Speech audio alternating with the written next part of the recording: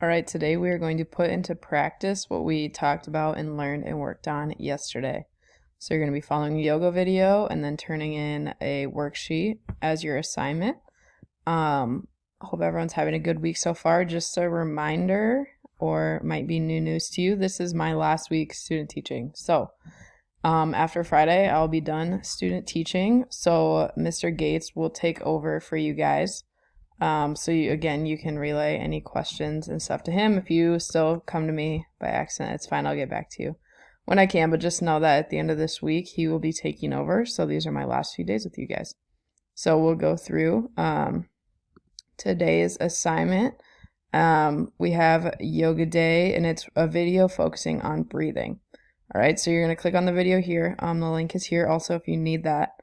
And then once you're done, so you'll need to watch this to answer most of the questions that are in today's assignment. You're going to download this PDF right here, answer the 4 questions in there, and turn that into the assignment tab here. It is due tonight at midnight as usual. Hope you enjoy this relaxing day. We're going to start working out again tomorrow, and we'll see you then.